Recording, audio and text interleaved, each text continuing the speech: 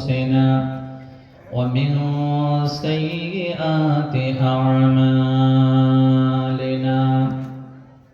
من يهده الله فلا مضل له ومن يضلله فلا هادي له ونشهد أن لا إله إلا الله وحده لا شريك له ونشهد أن سيدنا ونبينا وحبيبنا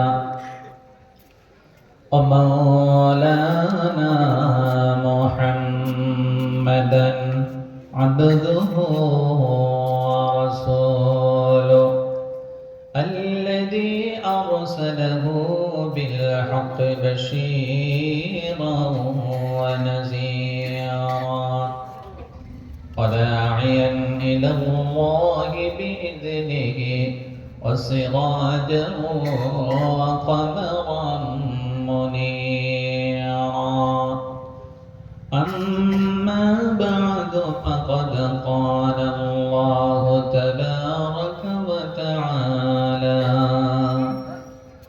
في كلامه المجيد وفرقانه الحميد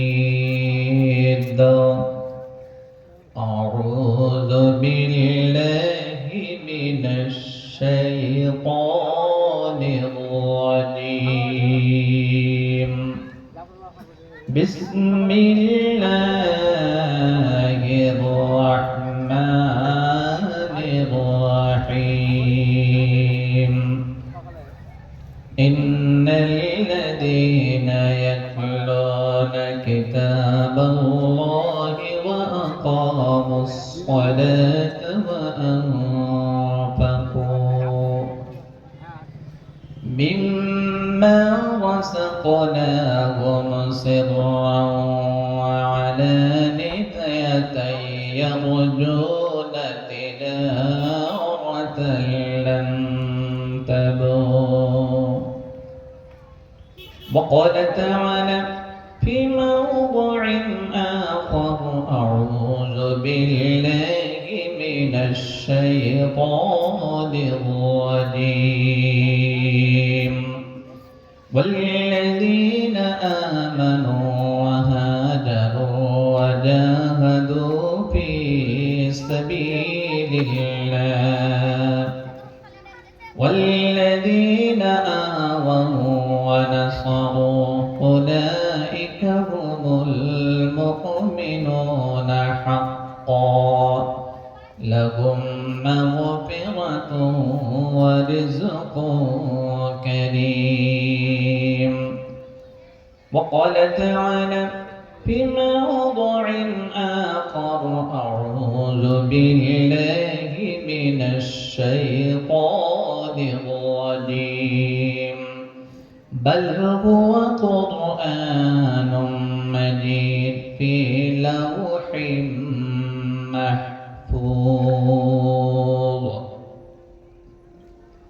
وقال النبي صلى الله عليه وسلم إن الله عز وجل يرفع الدرجات للعبد الصالح في الجنة فيقول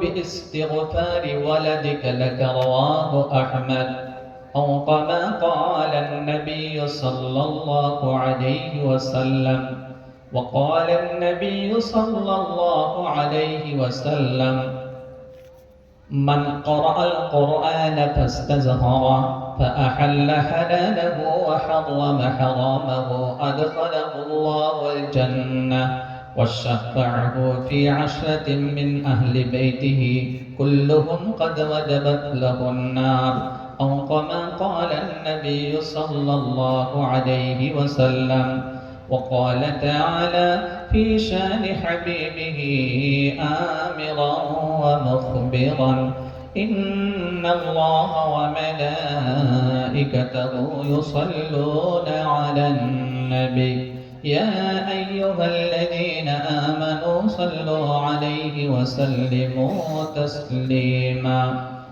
اللهم صل على محمد وعلى آل محمد كما صليت على إبراهيم وعلى آل إبراهيم إنك حميد مجيد اللهم بارك على محمد وعلى آل محمد كما باركت على إبراهيم وعلى آل إبراهيم إنك حميد مجيد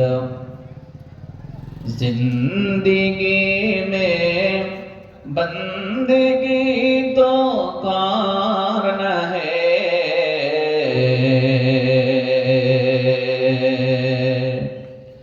जिंदगी में बंदगी तो कारण है जिंदगी में बंदगी शर्मिंदा है आए थे हम कुछ न कुछ खरीदने को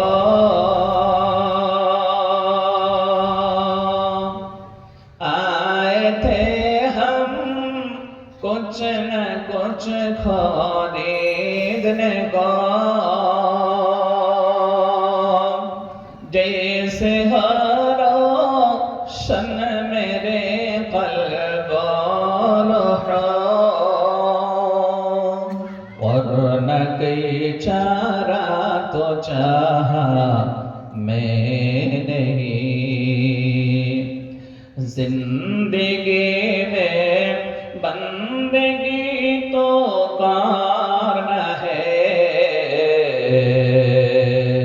जिंदगी में बंदगी शर्मिंदा है जिंदगी में बंदगी शर्मिंदा है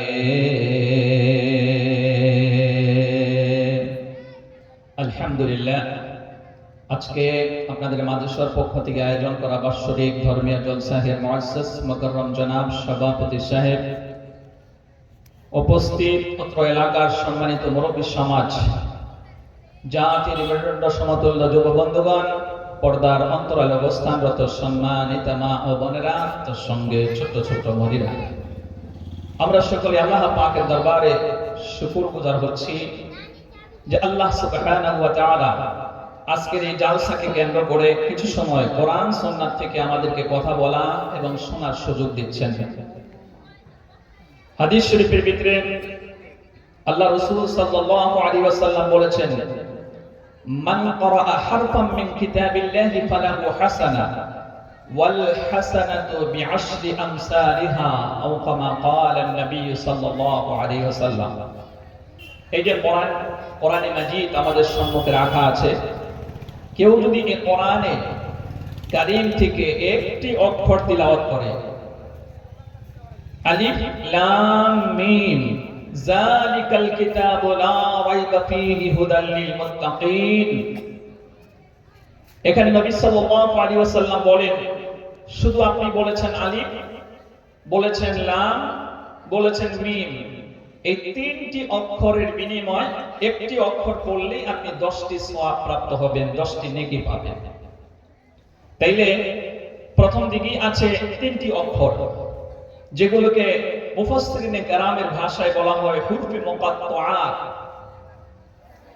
কিছুগুলা সূরার শুরুতে দুটো অক্ষর অথবা তিনটি অক্ষর এরকম করে আলিফ লাম মিম আলিফ লাম র কাফ হা ইয়াসিন এরকম আছে না শুধু আপনি একটি একটি অক্ষর আপনি তিলাওয়াত করলে প্রতি অক্ষরে 10টা করে নেকি এভাবে করে কোরআন তিলাওয়াত করলে আমাদের আমলনামায় নেকি বর্ধিত হতে থাকবে তো যে আল্লাহ পাক আমাদেরকে নিয়ে এলেন এই মঞ্চে এই প্রোগ্রামে এই কোরআন শোনার জন্য সেই মাবুদের দরবারে আমরা শুকরিয়া আদায় করতে গিয়ে বলছি আলহামদুলিল্লাহ আল্লাহ পাকের প্রশংসা করে আমাদের কাজটা হবে, আমরা আমাদের নবীর প্রতি দরুদ পড়ে নেব, আল্লাহুম্মা সাল্লি আলাইহি আল্লাহুম্মা বারিক আলাইহি। তৃতীয়তে ইন্তেজামিয়া কমিটি, যারা বহু কষ্টের মাধ্যমে আমাদের সম্মুখে 1 মাস 1.5 মাস কষ্ট করে আজকে এই কোরআনের মাহফিলকে আমাদেরকে উপহার হিসেবে দিয়েছেন, উপহার হিসেবে আমরা পেয়েছি, আল্লাহ আমাদেরকে নিয়ে এলেন, আমরা তাদের জন্য প্রাণ ভরে দোয়া করব। দাওয়াতুল মুসাফির মুস্তাজাবাতুদ দাওয়া লা শাকুম ফিহিন্না, হাদিসের ভিতরে এসেছে 3 জনের দোয়া আল্লাহর দরবারে ব্যর্থ হয় না, এর ভিতরে একজন রয়েছেন মুসাফির। মুসাফিরের দোয়া আল্লাহর দরবারে কবুল হয়ে যায়। সুতরাং আমি মুসাফির হয়ে এই প্রোগ্রামকে যারা অ্যারেঞ্জমেন্ট করেছেন তাদের জন্য আমি দোয়া করছি, আল্লাহ পাক আমাদেরকে দীর্ঘ নেক হায়াত দান করুন, শরীরের সুস্থতা অটুট রাখুন। আল্লাহ পাক আল্লাহ সুবহানাহু ওয়া তাআলা এই জলসাকে কেন্দ্র করে আমাদের সকলকে আল্লাহ হেদায়েত নসিব করুন। আল্লাহ পাক আমাদেরকে দিনদার হওয়ার, পরহেজগার হওয়ার, ঈমানদার হওয়ার তৌফিক দান করুন। পরিবারে আল্লাহ বরকত নাজিল করুন, চাষের জমিতে আল্লাহ বরকত দিন, এবং আল্লাহ পাক সকল কোয়ালিটির বিপদ মুসিবত বেমার আজার থেকে সকলকে হেফাজত করুন। একটু মহব্বতের সহিত বলুন আমিন। আসুন আমরা কোরআনে কারীম থেকে কয়েকখানা আয়াত তিলাওয়াত করেছি, আসুন এই আয়াতগুলোর ভিতরে আল্লাহ পাক আমাদেরকে কি বলতে চান আসুন তা আমরা একটু লক্ষ্য করি। আল্লাহ পাক এই কোরআন অবতীর্ণ করে আল্লাহ সুবহানাহু ওয়া তাআলা এই কোরআনকে নাজিল করে তিনি বলেছেন, ইন্না আনজালনাহু কুরআনান আরাবিয়্যান লাআল্লাকুম তা'কিলুন। 12 নম্বর পারা সূরা ইউসুফের 2 নম্বর আয়াতে আল্লাহ বলেন যে এই কোরআনটাকে অবতীর্ণ করা হয়েছে নিশ্চয়ই আরবি ভাষায়। আরবি ভাষায় এই কোরআনটাকে অবতীর্ণ করা হয়েছে লাআল্লাকুম তা'কিলুন, যাতে করে তোমরা এটা বুঝে নিতে পারো। আশা করা যায় তোমরা এই কোরআনটাকে বুঝে নেবে। এবার দেখুন আমাদের সাথে সংঘর্ষ হয়ে যাচ্ছে। আল্লাহর কোরআনের ভাষা হচ্ছে আরবি আর আমাদের মাতৃ ল্যাঙ্গুয়েজ হচ্ছে বাংলা। তাহলে বাংলা ভাষা দিয়ে যদি কেউ চায় কোরআন বুঝবে, এটি সম্ভব? সম্ভব নয়। কেউ যদি কোরআন বুঝতে চায় তাকে কি করতে হবে? আরবি ভাষার উপরে পণ্ডিত হতে হবে, ডক্টরেট হাসিল করতে হবে, তবেই তো সে কোরআন বুঝতে পারবে। ঠিক আজ তাই আমাদের অবস্থা তাই দাঁড়িয়েছে। আমাদের ঘরে অসংখ্য কোরআন আছে, তবে এই কোরআনে কি বলা হচ্ছে আমরা বুঝি না। কেন? আমাদের ভাষার সাথে মিল হচ্ছে না। তাইলে আমাদেরকে কি করতে হবে?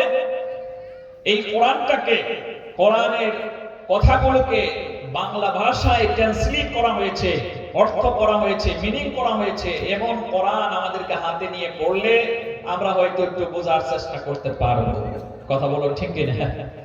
পবিত্র কোরআন যখন আপনি পড়বেন, 27 নম্বর পারা সূরা আর রহমান, আল্লাহ রাসূল সাল্লাল্লাহু আলাইহি ওয়াসাল্লাম আইয়ামে জাহিলিয়াতের যুগে মক্কা নগরীতে আপন জাতির কাছে, কওমের কাছে তিনি যখন দাওয়াত দিচ্ছিলেন, তখন নবী করিম সাল্লাল্লাহু আলাইহি ওয়াসাল্লাম বলেছিলেন তোমরা রহমানের ইবাদত করো। কোরআনে কারীম যখন আপনি স্টাডি করবেন, 17 নম্বর পারা সূরা আল-আনবিয়া যখন বের করবেন, 25 নম্বর আয়াতে আল্লাহ তাআলার বক্তব্য, আল্লাহ পাক বলেন ওয়ামা আরসালনা মিন ক্বাবলিকা মির রাসূলিন ইল্লা নূহি ইলাইহি আন্নাহু লা ইলাহা ইল্লা আনা ফা'বুদুন। আল্লাহ তাআলা বলেন হে নবী, শুধু আপনি নন, আপনার আগেও যত আমি নবী রাসূল এই পৃথিবীতে প্রেরণ করেছিলাম, সকল নবীর কাছে আমার পক্ষ থেকে ওহী ছিল, অর্থাৎ ওহী পাঠিয়েছিলাম। ওহী পাঠানোর মাধ্যমে তাদেরকে দাওয়াত দেওয়া হয়েছিল আল্লাহ তাআলার দাসত্ব করবে, গোলামি করবে, ইবাদত করবে, তারই প্রতি ঈমান এনে তারই দাসত্ব করতে হবে, গোলামি করতে হবে। আল্লাহু আকবার। কিন্তু মক্কার মুশরিকেরা, নবী সাল্লাল্লাহু আলাইহি ওয়াসাল্লামের কওমের লোকেরা, এরা তো এক আল্লাহ রাব্বুল আলামিনের দাসত্ব করে নাই, গোলামি করে নাই, বরং এর পরিবর্তে আল্লাহকে বাদ দিয়ে বিভিন্ন দেব দেবীর পূজার মধ্যে তারা মত্ত ছিল। 33 কোটি দেবতার পূজা অর্চনা করত, প্রতিমার পূজা অর্চনা করত। নাউযুবিল্লাহ। আল্লাহ তাআলা কোরআনে কারীম যখন আপনি তিলাওয়াত করবেন, আপনি পড়বেন সূরা ইব্রাহিম 52টা আয়াতের হচ্ছে 35 নম্বর আয়াত। হযরত ইব্রাহিম আলাইহিস সালাম নিজের জাতিকে লক্ষ্য করে বলেন, ওয়া ইয ক্বালা ইব্রাহিম রাব্বি ইজআল হাদাল বালাদা আমিনা ওয়াজনুবনি ওয়া বানিয়া আন না'বুদুল আসনাম রাব্বি ইন্নাহুন্না আضللن কাসীরাম মিনান নাস। ইব্রাহিম আলাইহিস সালাম দোয়া করছিলেন, হে রব্বুল আলামিন, এই কাবার জায়গাটাকে, কাবার এরিয়াটাকে, ওয়া ইয ক্বালা ইব্রাহিম রাব্বি ইজআল হাদাল বালাদা আমিনা, আপনি এই জায়গাটাকে আপনি আমান দান করেন, শান্তি দান করেন, নিরাপত্তা দান করেন।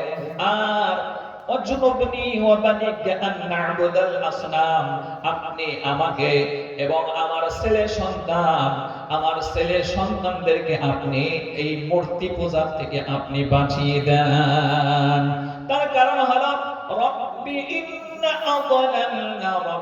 ইন্নাহুন্না আضللن কাসীরাম মিনান নাস, কারণ এই প্রতিমাগুলো অনেককেই ধ্বংস করে ফেলেছে, অনেককেই তাওহীদ থেকে সরিয়ে তাদেরকে শিরকের মধ্যে লিপ্ত করেছে। সুতরাং আপনি আমাকে এবং আমার ছেলে মেয়েদেরকে, আমার জাতিকে আপনি বাঁচিয়ে দেন। এই তাওহীদ থেকে সরে গিয়ে তারা শিরকের মধ্যে লিপ্ত হয়ে গেছে, প্রতিমার পূজা অর্চনা করে, সুতরাং ওখান থেকে আপনি আমাদেরকে বাঁচান। আল্লাহ তাআলা বলেন, ইন্নাল্লাহা লা ইয়াগফিরু আন ইউশরাকা বিহি ওয়া ইয়াগফিরু মা দুনা যালিকা লিমান ইয়াশা। সূরা আন-নিসার ভিতরে আয়াতটা দুবার এসেছে। প্রথম আয়াত সংখ্যা হলো 48 আর দ্বিতীয় আয়াত সংখ্যা হচ্ছে 116। আল্লাহ পাক বলেন, আল্লাহ চাইলে সকল গুনাহ ক্ষমা করবেন, কিন্তু যারা শিরকি গুনাহে লিপ্ত হয়ে যাবে আল্লাহ তাআলা তাদেরকে ক্ষমা করবেন না, মাফ করবেন না। তাইলে তাদের অবস্থা কি দাঁড়াবে? ইন্নাহু মাইয়ুশরিকু বিল্লাহি ফাকাদ হারামাল্লাহু আলাইহিল জান্নাতা ওয়া মা'ওয়াহুন নার ওয়া মা লিল-যালিমিন মিন আনসার। 6 নম্বর পারা সূরা আল-মাইদা যখন আপনি স্টাডি করবেন, ওখানে বলা হয়েছে 72 নম্বর আয়াতে আল্লাহ তাআলা বলেন, যারা শিরকি অবস্থায় শিরকি গুনাহ নিয়ে, আকীদা নিয়ে, বিশ্বাস নিয়ে মৃত্যুবরণ করবে, ওদের জন্য আল্লাহ তাআলার জান্নাতকে আল্লাহ হারাম করে দিয়েছেন, আর ওরা কোনো সাহায্যকারী তালাশ করে পাবে না। কিয়ামতে ওরা আল্লাহর দরবারে গিয়ে সাহায্যকারী তালাশ করে ওরা পাবে না। ওরা আজকে মনে করছে, মা না'বুদুহুম ইল্লা লিয়ুকাররিবুনা ইলাল্লাহি যুলফা। 24 নম্বর পারা আপনি যখন বের করবেন সূরা জুমার 3 নম্বর আয়াতে আল্লাহ তাআলা বলেন, ওরা এদের প্রতিমার পূজা করে কেন, দেবদেবীর পূজা করে কেন? আল্লাহ তাআলা জানিয়ে দিচ্ছেন, ওরা মনে করে এরা আল্লাহর দরবারে গিয়ে আমাদের ব্যাপারে সুপারিশ করে আল্লাহর কাছ থেকে নাজাত পাইয়ে দেবে। নাউযুবিল্লাহ। এই চিন্তা চেতনা নিয়ে ওরা ওদের ইবাদত করে।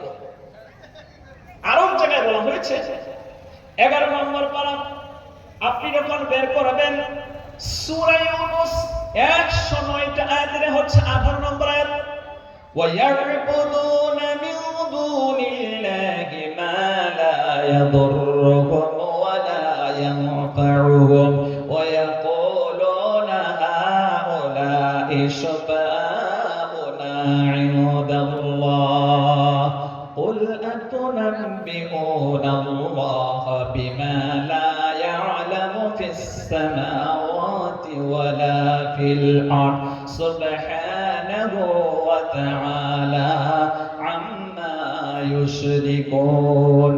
ওরা আল্লাহ তাআলাকে বাদ দিয়ে অন্যের পূজা করে, অর্চনা করে। আল্লাহ তাআলা জানাচ্ছেন যে সেগুলো তাদের কোনো ভালো করতে পারে না, মন্দ করতে পারে না, এরপরেও তারা আশা আকাঙ্ক্ষা রাখে ওরা আল্লাহ তাআলার দরবারে গিয়ে ওদের ব্যাপারে সুপারিশ করে নাজাতের ব্যবস্থা করে দেবে। এবার আল্লাহ তাআলা বলেন, তোমরা আমাকে বাদ দিয়ে যে ওদের পূজা অর্চনা করছো, এই ব্যাপারে আমি কোনো দলিল অবতীর্ণ করিনি, নাজিল করিনি। আর তোমরা আল্লাহর সাথে যাকে শিরিক স্থাপন করতেছ, মহান আল্লাহ পাক এর থেকে পবিত্র, এর থেকে অনেক ঊর্ধ্বে। আল্লাহু আকবার। সুতরাং সমস্ত নবীর দাওয়াত ছিল তাওহীদের। কোরআনে কারীম যখন আপনি তিলাওয়াত করবেন, 4 নাম্বার পারা সূরা আল ইমরান আপনি যখন বের করবেন, 200টা আয়াতের ভিতরে হচ্ছে 193 নাম্বার আয়াত, রব্বানা ইন্নানা সামি'না মুনাদিয়ান ইউনাদি লিল ঈমানি আন আমিনু বিরাব্বিকুম ফাআমান্না। আল্লাহ তাআলা জানাচ্ছেন, ربنا إننا سمعنا مناديا ينادي للإيمان أن آمنوا بربكم فآمنا। আমরা হে আমাদের প্রতিপালক, আমরা এমন একজনের আহ্বানে সাড়া দিয়েছি, এমন একজন আহ্বায়ক এসে আহ্বান করেছে ঈমানের, আর সেই সূত্রে বলা হয়েছে যে তোমরা তোমাদের প্রতিপালকের প্রতি ঈমান আনয়ন করো, তাওহীদের উপরে তোমরা বিশ্বাস স্থাপন করো।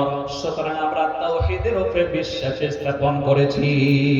তাওহীদের মুর্শিদ আমার মুহাম্মাদের নাম বলো, মুহাম্মাদের নাম। আল্লাহর নাম জপলে বুঝতে পারি আল্লাহরই কালাম বলো, আল্লাহরই কালাম। তাওহীদের মুর্শিদ আমার মুহাম্মাদের নাম বলো, মুহাম্মাদের নাম। আল্লাহর নাম জপলে বুঝতে পারি আল্লাহরই কালাম বলো, আল্লাহরই কালাম। আল্লাহ রাসূল যখন এই তাওহীদের দিকে তাদেরকে দাওয়াত দিচ্ছিলেন, কাবা ঘরের ভিতরে 307টা মূর্তি তারা রেখে পূজা অর্চনা করছিল। এমনটা সময় আল্লাহ রাসূল গিয়ে বললেন, তোমরা তাওহীদের উপরে প্রতিষ্ঠিত হয়ে যাও, আল্লাহ তাআলার ইবাদত করো। তখন ওরা বলল, আমরা যাদের পূজা অর্চনা করি এদের কয়েকটা হাত আছে, কয়েকখানা মুখ আছে, তো তুমি তোমার যে রবের দিকে দাওয়াত দিচ্ছ, এই রবের পরিচয়টা আমাদের সম্মুখে উল্লেখ করো। তোমার রবের বাবার নাম কি, মায়ের নাম কি, তোমার রব কেমন, এই ব্যাপারে তুমি আমাদেরকে জানাও। আল্লাহ রাসূল সাল্লাল্লাহু আলাইহি ওয়াসাল্লাম এই কথা শোনার সাথে সাথে থমকে দাঁড়িয়ে গেলেন। কারণ আল্লাহ তো ছেলেও নেই, মেয়েও নেই, আল্লাহর বাবাও নাই, মাও নাই। কথা বলুন ঠিক কিনা? তিনাকে প্রশ্ন করা হলো, তোমার আল্লাহর মসম নামটা বলো, পরিচয়টা বলো। আল্লাহ রাসূল থমকে দাঁড়িয়ে গেলেন। কারণ হলো কোরআনে কারীমের ভিতরে বলা হচ্ছে, মা ইয়ানতিকু আনিল হাওয়া ইন হুয়া ইল্লা ওয়াহয়ুন ইউহা। নবীজি নিজের থেকে বানিয়ে কোনো কথা বলে না, আল্লাহ তাআলা নাযিল করেন। যখন ওহী করেন তখন সেটা তিনি বর্ণনা করেন, ওহী এলে সেটা তিনি প্রচার করেন, ওহীর কথাটা তিনি প্রচার করেন। আল্লাহু আকবার। কিছুক্ষণের ভিতরে জিবরাইল ফেরেশতা আল্লাহ পাকের পক্ষ থেকে চলে এসে নবীজিকে শুনিয়ে দিলেন, নবী আপনি তাদেরকে জানিয়ে দেন এক্ষণে কোরআনের আয়াত অবতীর্ণ হয়েছে, সূরা ইখলাস নাযিল হয়ে গেছে। বিসমিল্লাহির রাহমানির রহিম। কুল হুয়াল্লাহু আহাদ আল্লাহুস সামাদ লাম ইয়ালিদ ওয়া লাম ইউলাদ ওয়া লাম ইয়াকুল লাহু কুফুয়ান আহাদ। বলো কুল হুয়াল্লাহু আহাদ, বলুন হে নবী আল্লাহ এক এবং একক। আল্লাহুস সামাদ, আল্লাহ বেনিয়াস, বেপরোয়া, তিনি কারো মুখাপেক্ষী নন, অর্থাৎ তিনি কারো কাছে কিছু চাইতে হয় না, তিনার কাছে সকলকে চাইতে হয়। আল্লাহ হলেন অমুখাপেক্ষী, আর আমরা সকলেই হলাম মুখাপেক্ষী। কথা বলুন ঠিক কিনা? লাম ইয়ালিদ ওয়া লাম ইউলাদ, তিনিও কার থেকে জন্ম পান নাই, তিনার থেকেও কেউ জন্ম পায় নাই। অর্থাৎ আল্লাহর ছেলে নেই, মেয়ে নেই, পরিবার পরিজন কেউ নেই। আমাদের যেরকম সিরিয়াল আছে, আমাদের মা বাবা আছে, ছেলে সন্তান আছে, বিবি বাচ্চা আছে, আল্লাহ তাআলা এগুলো সব থেকে হলেন পবিত্র। আল্লাহু আকবার। ওয়ালাম ইয়াকুল লাহু কুফুয়ান আহাদ, এবং আকাশ জমিনে আল্লাহ সমকক্ষ কেউ নাই।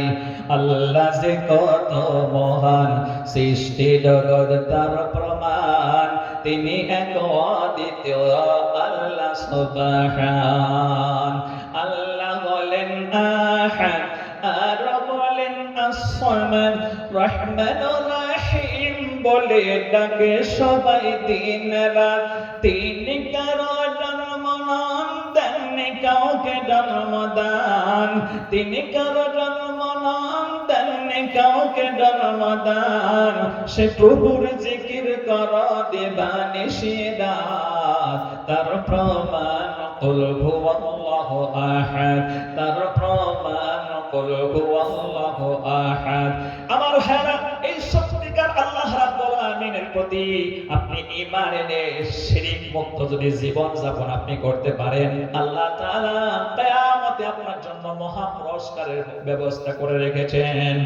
আপনি কোরআনে হাকিম যখন পড়বেন, আপনি পড়বেন সূরা মুহাম্মদ 26 নম্বর পারার ভিতরে আমাদের নবীজির নাম একটি সূরা এসেছে, 38 আয়াতের 15 নম্বর আয়াত। আল্লাহ তাআলার বক্তব্য, মাসালুল জান্নাতিল্লাতী ওয়াইদাল মুত্তাকুন ফিহা আনহারুম মিন মাইন গায়রি আসিন ওয়া আনহারুম মিন লাবানিল লাম ইয়াতাগায়্যার তা'আমুহু ওয়া আনহারুম মিন খামরিল লাযযাতিন লিশ-শারিবিন ওয়া লাহুম ফিহা মিন কুল্লিথ থামারাতি ওয়া মাগফিরাতুম মির রাব্বিহিম কামান হুয়া খালিদুন ফিন-নারি ওয়া সুকু মাআন হামিমান হামিমা।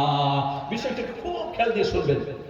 আল্লাহ তাআলা বলেন, যারা এই তাওহীদের উপরে প্রতিষ্ঠিত হবে, তাওহীদের শর্তগুলো মেনে নেবে, ঈমানের সহিত মৃত্যুবরণ করবে। এজন্য প্রত্যেক নবী দোয়া করেছেন আল্লাহ তাআলার কাছে, আল্লাহ ঈমানী নিয়ত তুমি আমাকে দান করো। বিশেষ করে কোরআনে কারীম যখন আপনি তেলাওয়াত করবেন, আপনি পড়বেন 12 নম্বর পারা, 13 নম্বর পারাটা যখন আপনি বের করবেন, সূরার নাম হলো সূরা ইউসুফ। ইউসুফ নবীর কথা আপনারা শুনেছেন, যিনাকে আল্লাহ পাক এত সৌন্দর্য দান করেছিল, মহিলারা তার চেহারা দিকে দেখতে গিয়া লেবু কাটতে গিয়ে নিজের অঙ্গগুলো কেটে ফেলেছিল। এই ইতিহাস কোরআনে কারীমের ভিতরে এসেছে। কথা বলুন ঠিক কিনা? হযরত ইউসুফ আলাইহিস সালাম তিনি আল্লাহর কাছে বলছেন, রব্বি ক্বাদ আতাইতানি মিনাল মুলকি ওয়া আল্লামতানি মিন তা'ওয়িলিল আহাদিস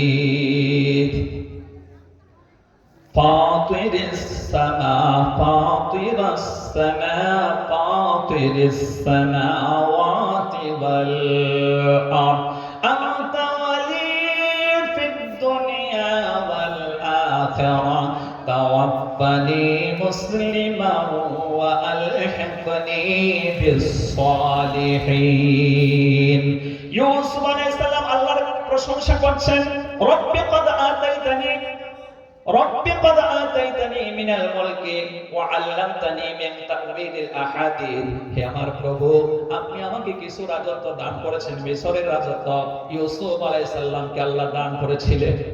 আল্লাহ তাআলা তার পাশাপাশি মানুষ যখন স্বপ্নে কিছু দেখে, এই স্বপ্নের ব্যাখ্যাটা কি হবে, এর প্রতিফলটা কি হবে, সেটা আপনি আমাকে বোঝার ক্ষমতা দিয়েছেন।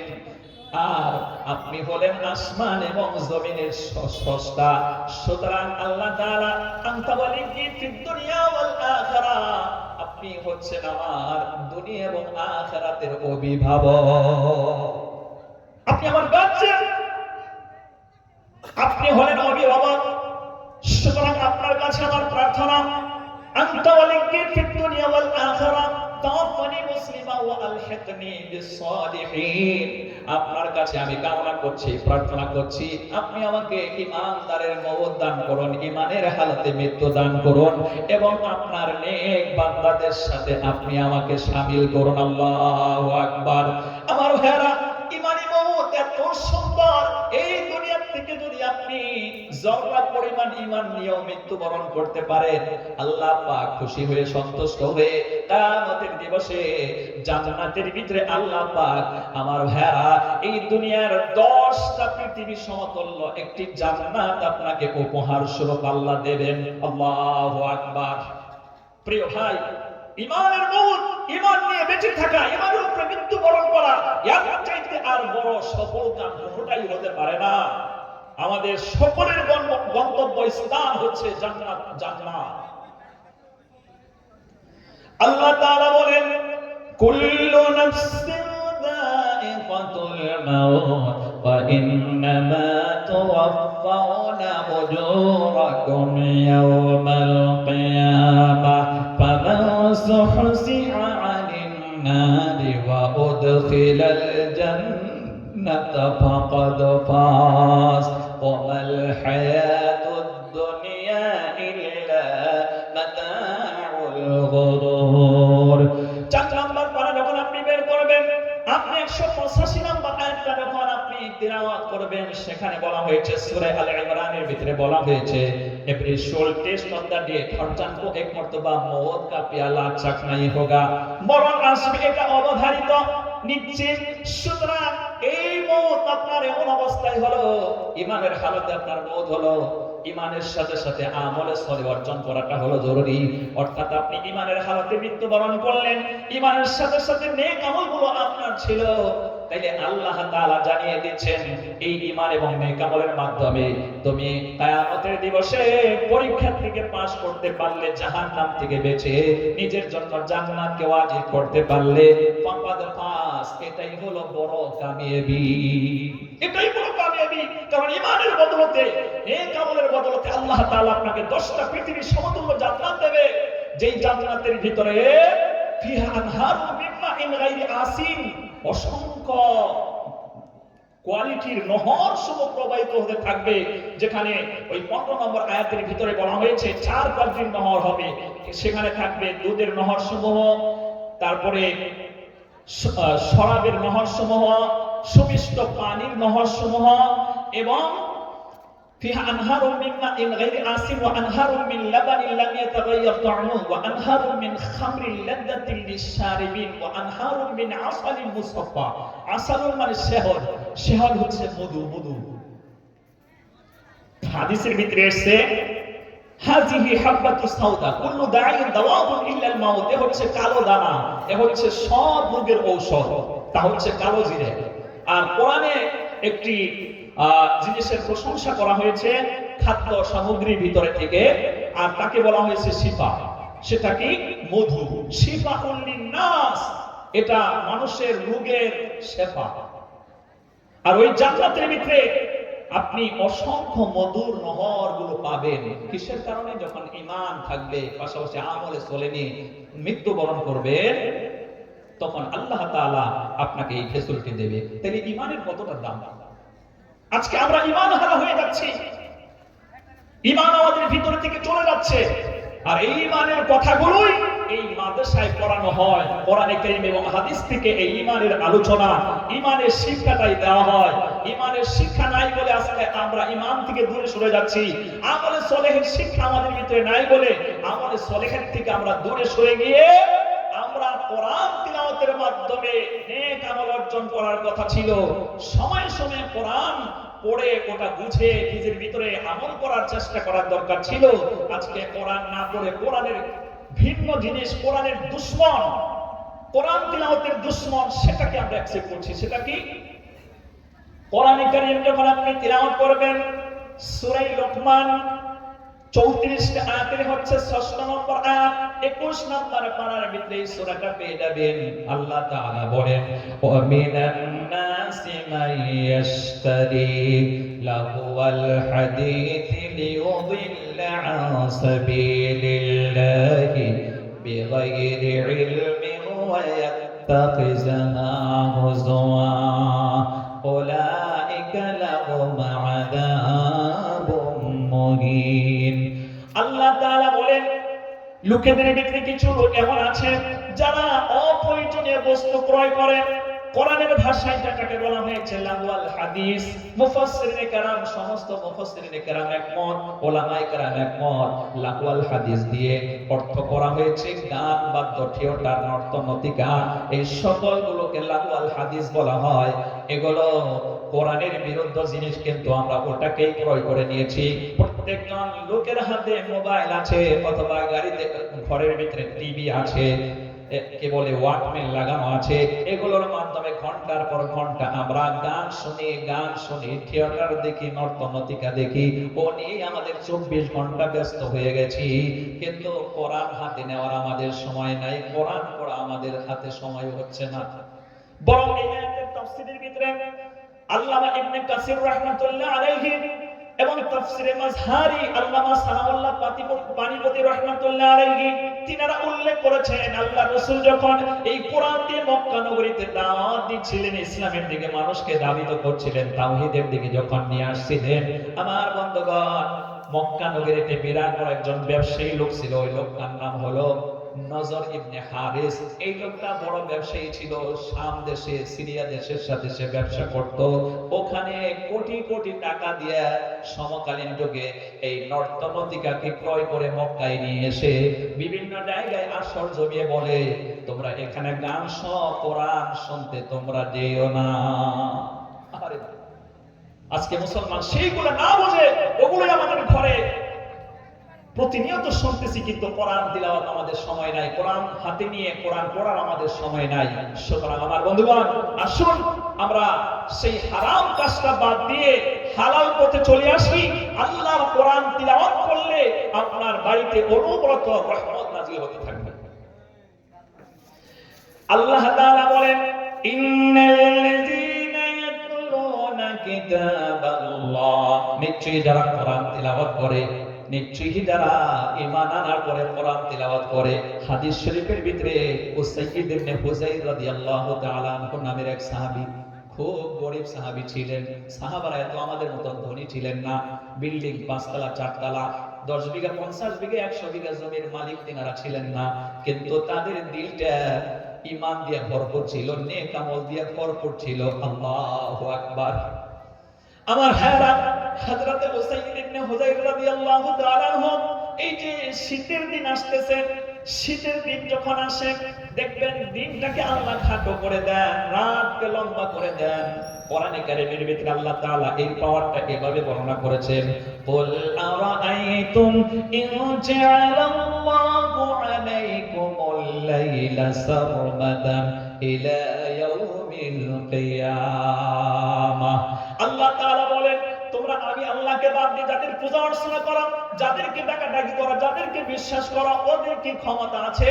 আমি আল্লাহ তাআলা যদি চাই, এই যে রাত বানিয়েছি, এই রাতকে লম্বা করে টান দিয়ে নিয়ে একবারে কিয়ামত পর্যন্ত শুধু রাতই বানিয়ে দেব। আল্লাহ এটা পারেন না? কথা বলছেন না কেন আপনারা?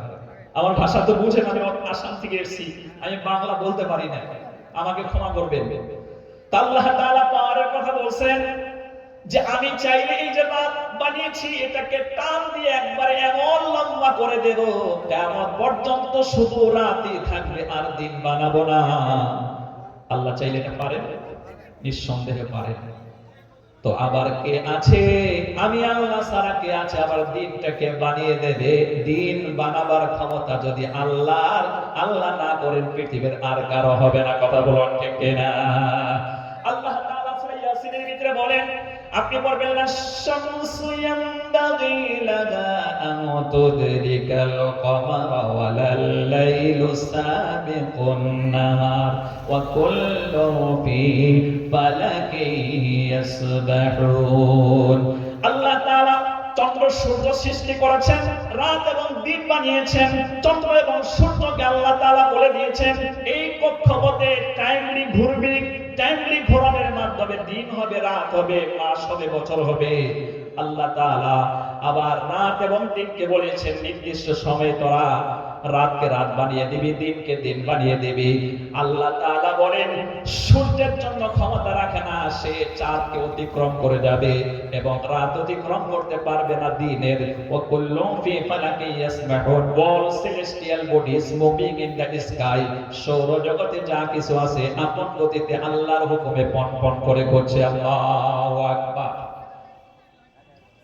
পন করে ঘুরছে। সুতরাং তাওহীদের উপরে প্রতিষ্ঠিত হয়ে ওই আল্লাহ তাআলার প্রশংসায়, আল্লাহ তাআলার ইবাদতে নিজেকে নিয়োজিত করতে হবে, সর্বাধিক সর্ব অবস্থায় নেক আমলের ভিতরে থাকতে হবে। সুতরাং আল্লাহর নবীর ওই সাহাবী আমার বন্ধুগণ উসাইদ ইবনে হুযাইর রাদিয়াল্লাহু তাআলা আনহু, শীতের মৌসুম, রাতটা লম্বা হয়ে গেছে, প্রায় রাত 1টা-2টোর দিকে সজাগ পেয়ে গেছেন, আর ঘুম আসছে না। তখন ঘুম যেহেতু আসছে না, আমাদের ঘুম যখন না আসে পাশেই থাকে মোবাইলটা বের করে আবার গান দেখতে শুরু করে, নাউজুবিল্লাহ। কিন্তু নবীর সাহাবী ঘুম যেহেতু আসছে না, কোরআনটা তিনি হাতে নিয়ে নিলেন। কোরআন হাতে নিয়ে যখন তিলাওয়াত করছেন, একে তো আল্লাহর কোরআন, ওনাদের ভাষা আরবি ভাষায় কোরআন অবতীর্ণ হয়েছে। কোরআনটা আপনি যদি তিলাওয়াত করেন এতে একটা মজা আছে, আর যদি আপনি বুঝে পড়তে পারেন তাতে আরো অনেক মজা। কথা বলুন ঠিক কিনা? কোরআন বুঝে পড়লে ওখানে সওয়াবের পার্সেন্ট বেশি, আপনার ভালো লাগবে। কি বলা হচ্ছে আপনি বুঝতে পারছেন? তো ওরা ছিল আরবিয়ান মানুষ, সেহেতু বুঝতে পারতেন। এত মনোমুগ্ধকর ভাবে তিলাওয়াত করছেন বন্ধু। তিলাওয়াত করতে করতে আল্লাহ পাক সন্তুষ্ট হয়ে গেছেন। অনবরত আল্লাহর রহমতের ফেরেশতা বাড়িতে নাজিল হচ্ছে, রহমত বর্ষণ হচ্ছে। তিনি বলছেন আমি যখন তিলাওয়াত শুরু করে দিলাম, জোনাকি পোকার মতন আকাশ থেকে কি যেন আসতেছিল।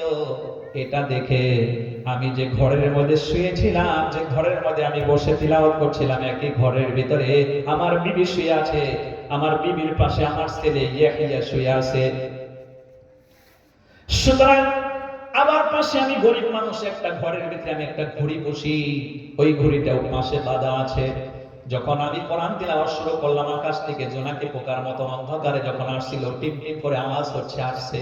আর এটা দেখে আমার ঘড়িটা লাফাতে শুরু করে। আমি ভয়েতে তিলাওয়াত বন্ধ করে দিলাম। এমন ভাবে ঘড়িটা লাফাচ্ছে যেন লাফাতে আমার ছেলে যে পাশে শুয়ে আছে ওকে পদ আঘাত করে মেরে ফেলে নাকি। এই ভয়েতে আমি তিলাওয়াত বন্ধ করি। আকাশ থেকে আসা জোনাকি পোকার মতন যে আলো আসছিল, ওটাও আসা বন্ধ হয়ে গেল।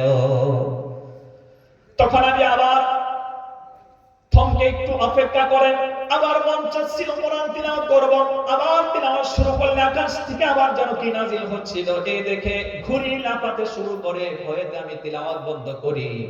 আবার কিছুক্ষণ থেমে আবার কোরআন তিলাওয়াত করি, আমার ঘড়িটা লাফাতে শুরু করে। আমি এইভাবে করে রাত্রিটা যাপন করলাম, কাটিয়ে দিলাম। সকালবেলা ফজরের আযান যখন হয়ে গেল, হযরত বেলাল রাদিয়াল্লাহু তাআলা মসজিদে নববীতে আযান দিয়ে দিচ্ছেন। বন্ধু, আযান হবার পরে বিশ্বনবী সাল্লাল্লাহু আলাইহি ওয়াসাল্লামের ইমামতিতে মসজিদে নববীতে নামাজ হবে। নামাজের পরে সব সাহাবারা বেরিয়ে আসে। কোরআনে কারীমটা যখন আপনি তিলাওয়াত করবেন, আল্লাহ পাক বলেন সূরা জুমার ভিতরে এসেছে, আল্লাহ তাআলা বলেন আইয়ুহাল্লাযীনা আমানু ইযা নুদিয়া লিস-সালাতি মিন ইয়াউমিল জুমআহ ফাসআউ ইলা যিকরিল্লাহি ওয়া দারুল বাই' যালিকুম খায়রুল লাকুম ইন কুনতুম তা'লামুন। ও বিশ্বাসীরা, যখন তোমরা জুমার আযান শোনো, আযান যখন শুনতে পাও, তখন তোমরা মসজিদে গমন করে সালাত কায়েম করো। এটাই তোমাদের জন্য ভালো, এটাই তোমাদের জন্য কল্যাণকর। এজন্য আযান শোনার সাথে সাথে আমরা দৌড়িয়ে মসজিদে গিয়ে সালাত আদায় করতে হবে। কথা বলুন ঠিক কিনা? আসবে মরণ কখন কোথায় কারো জানা নাই, আসবে মরণ কখন কোথায় কারো জানা না।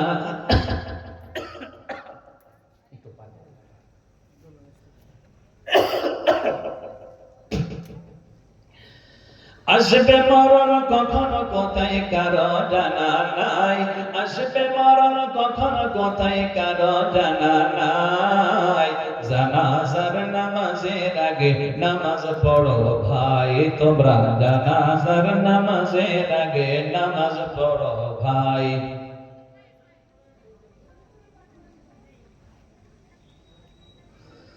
রুকুকারীর সাথে আল্লাহ রুকু করতে বলে, তুমি কেন কাজে বিভোর বলো না তাহলে।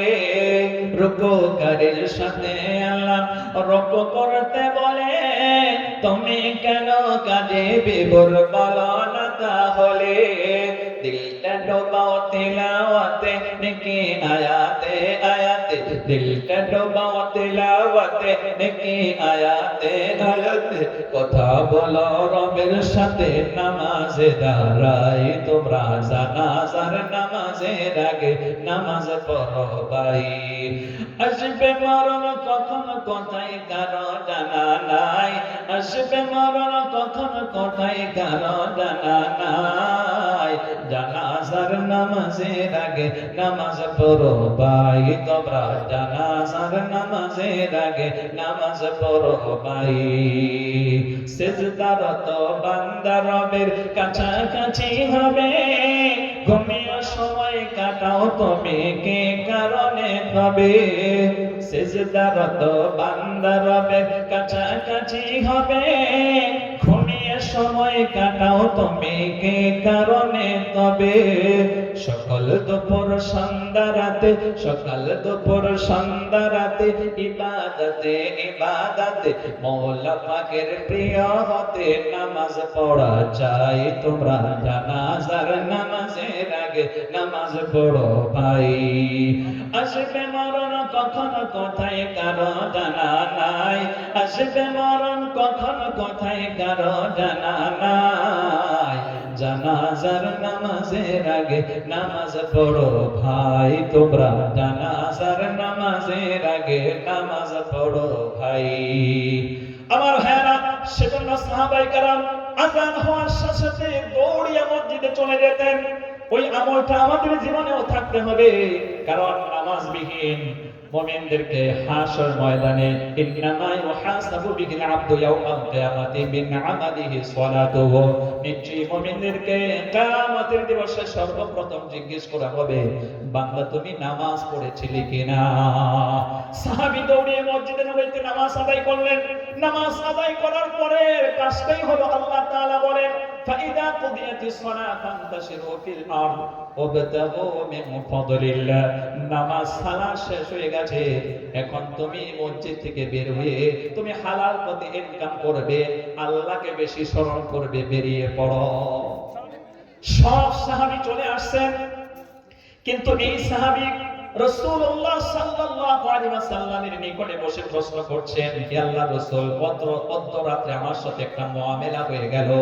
আমি গভীর রাতে কোরআন তিলাওয়াত করে আকাশ থেকে জোনাকি পোকার মতন কি যেন আসে যায়, ভয়েতে আমার ঘড়ি লাফাতে শুরু করলে আমি তিলাওয়াত বন্ধ করি। আল্লাহর রাসূল এই খবর শোনার সাথে সাথে সাহাবীকে বলছে, ও সাহাবী, তুমি কেন তিলাওয়াত বন্ধ করলে, পড়তে থাকলে না কেন? সাহাবী তখন বলছে, হে আল্লাহর রাসূল, তিলাওয়াত করব কেমনে, আমার যে ভয় লেগে যায়, ঘড়িতে লাফাচ্ছিল, আমার সন্তানকে আঘাত করে মেরে ফেলে নাকি এই ভয়েতে তিলাওয়াত বন্ধ করি। আল্লাহর রাসূল বলেন, আল্লাহ রাসূলকে বলেন, তারপরে আবার আমি তিলাওয়াত শুরু করলেই নবীজি বলেন, তুমি পড়তে থাকলে না কেন? আল্লাহ রাসূল বলেন, তুমি যদি ফজর পর্যন্ত পড়তে থাকতে, ওই আকাশ থেকে জোনাকি পোকার মতন যা আসছিল, তোমার আশেপাশের গ্রামবাসীও তা অবলোকন করতে পারতো, প্রখ্যাত দেখতে পারতো, তুমি পড়তে থাকলে না কেন? তখন ওই সাহাবীর প্রশ্নের জবাবে আল্লাহ রাসূল বলেন, তুমি যে কোরআন তিলাওয়াত করছিলে, এই কোরআন তিলাওয়াত করার কারণে আল্লাহ তোমার প্রতি বড় সন্তুষ্ট হয়েছিল। সন্তুষ্ট হয়ে আল্লাহ রহমতের ফেরেশতাগুলো আল্লাহ রহমত নাজিল করছিলেন, আর ওই ফেরেশতারা নিয়ে আসছিল তোমার বাড়িতে নাজিল করছিল। সেই ফেরেশতাকে দেখে তুমি তো দেখতে পাই না, কিন্তু ওই জংলা প্রাণীকে বলে এই চার পা পশু, ওই ঘড়িটা তা দেখতে পাচ্ছিল। অসংখ্য ফেরেশতা দেখে সে ভয় পেয়ে গিয়েছিল। আল্লাহু আকবার। সুতরাং আমার ভাইরা, এই হাদিস আমাদেরকে প্রমাণ করে আমরা যদি ঘরে কোরআন তিলাওয়াত করি, আমার বন্ধুগণ, আল্লাহর রহমত পতিত হতে থাকবে, নাজিল হতে থাকবে। সুতরাং আমরা বেশি বেশি কোরআন তিলাওয়াত করব। আর এই কোরআন তিলাওয়াতের জন্য কমসে কম একটা সন্তানকে বিজ্ঞ বানাতে হবে, বিজ্ঞ বানাতে হবে। ওয়ারাতিল কুরআন তারতিলা, আল্লাহ পাক বলেন, ও নবী, আপনি কোরআনটাকে তারতিলের সহিত তিলাওয়াত করুন। তারতিল মানে হচ্ছে এর উচ্চারণ খুব মানে পরিশুদ্ধ হতে হবে, গ্রামার ফিট করে পরিশুদ্ধ উচ্চারণের মাধ্যমে থেমে থেমে অর্থ বুঝে দৃঢ়তার সাথে আস্তে আস্তে আপনি এভাবে কোরআনটা তিলাওয়াত করতে থাকুন। আল্লাহু আকবার। সুতরাং যেভাবে কোরআন তিলাওয়াত করলে আল্লাহর রহমতের ফেরেশতা নাজিল হতে থাকবে, এই কোরআন তিলাওয়াত আমরা আওয়াম মানুষ যারা তিলাওয়াত করি, এটা কিন্তু ওইভাবে হয় না।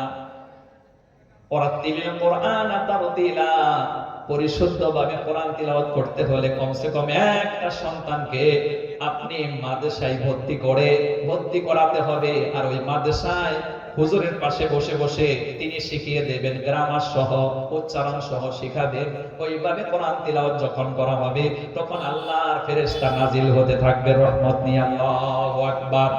আর এভাবে করে যদি আপনি একটা সন্তানকে কোরআনের হাফেজ বানাবেন, মাওলানা সাহেব যদি আপনি বানাতে পারেন, ইন্নাল্লাহু আযজা ওয়া জাল্লা ইয়ারফা'ু আদ-দারাজাতা লিল 'আবদিস সালিহি ফিল জান্নাহ ফায়াকুলু আন্না লি হাযিহি ফায়াকুলু বিইস্তিগফারি ওয়ালাদিকা লাকা, রাওয়াহু আহমদ আও কামা ক্বালা an-নবী সাল্লাল্লাহু আলাইহি ওয়াসাল্লাম।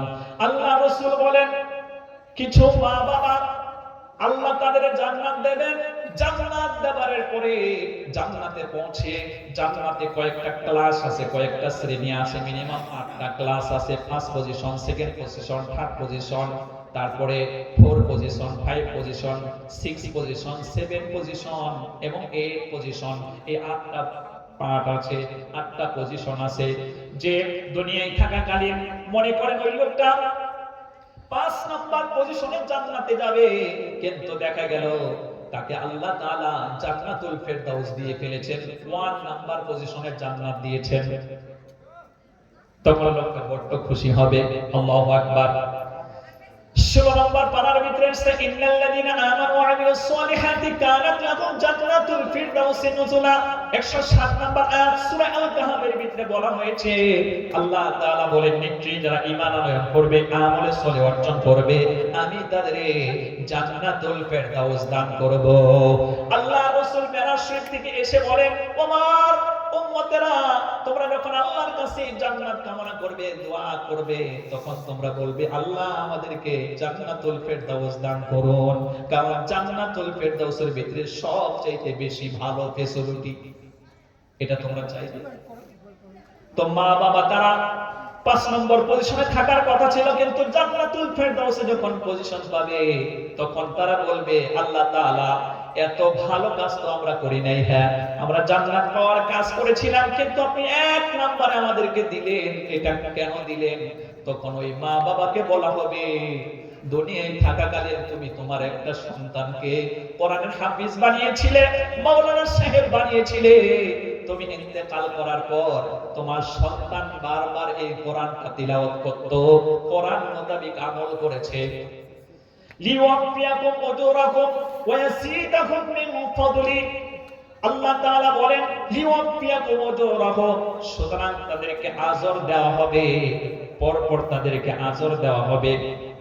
লিওয়াফিয়াকুম উজুরাকুম ওয়া ইয়াসিদাকুম মিন ফাদলি। আর আল্লাহ তাআলা ফজলটা বাড়ায়া দিতে থাকবেন, বেশি করে দিতে থাকবেন। অর্থাৎ আপনার সন্তানকে কোরআনের হাফেজ যখন বানিয়ে ইন্তেকাল করবেন, এই বাচ্চা বারবার কোরআন তিলাওয়াত করবে, কোরআন কেন্দ্রিক আমল করবে, বারবার তিলাওয়াত করবে, আর মর্যাদা বাড়বে। আর এই সন্তান আপনার জন্য দোয়া করবে। দোয়া করলে আল্লাহ তাআলা এই নেক সন্তানের আমল থেকে একটা পার্সেন্ট আমল আপনি অবশ্যই হাসিল করতে থাকবেন। এর বিনিময়ে আল্লাহ তাআলা জান্নাতে আপনার সুউচ্চ মাকাম দান করবে, জান্নাতুল ফেরদাউস দান করবে। আল্লাহু আকবার। এজন্য একটা করে সন্তান হলেও কোরআনের হাফেজ বানান, মাওলানা বানান, কিয়ামতে এর দ্বারা আপনি উপকৃত হতে পারবেন।